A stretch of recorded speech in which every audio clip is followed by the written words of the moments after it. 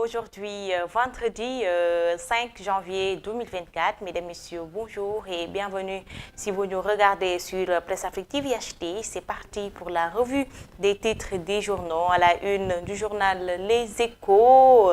Débouté par la Cour suprême, Sonko écarté par Mame Mbaye Niang avec la condamnation à 6 mois avec sursis. Il est inéligible pendant 5 ans selon maître Khoureychi Ba, avocat. Les adversaires de Mouchi Sonko ont réussi de l'éliminer de la présidentielle qui vient. Toutefois, l'avocat général avait pourtant demandé la cassation.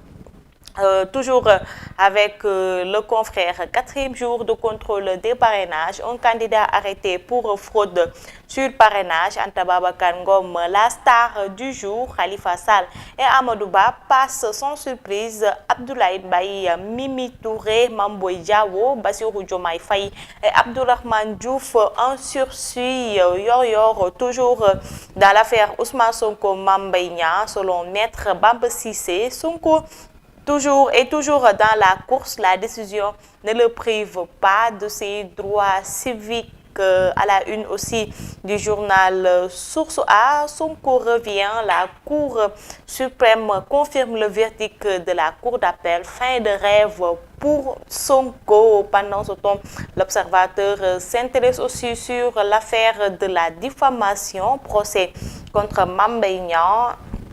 Mame Mbaye Niang face à Sonko, la Cour suprême confirme le verdict de la Cour d'appel. Le leader de l'ex-Pastef devient inéligible, toujours selon le confrère. Arrestation, député fictif, chèque en bois, la folie du candidat Thierno Cissé, l'informaticien qui n'a jamais milité dans un parti assume tout. Vous pouvez lire l'intégralité de l'article à la page 4 du journal Libération. À sa une, lui s'intéresse sur l'affaire toujours du candidat. Je voulais être candidat à tout prix, révèle-t-il les incroyables aveux de Thierno Cissé, âgé de 53 ans.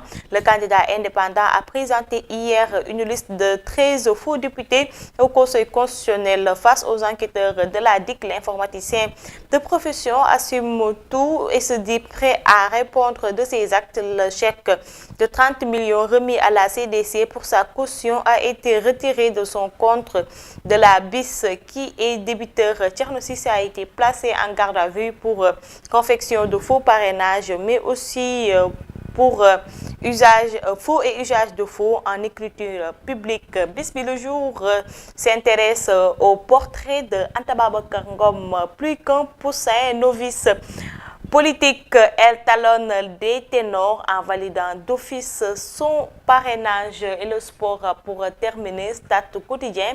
CAN 2023, défi de conserver le titre des Lions gonflés à bloc. Jour J -8 pour le démarrage de la Coupe d'Afrique des Nations de 2023 en Côte d'Ivoire. On a les armes pour le faire.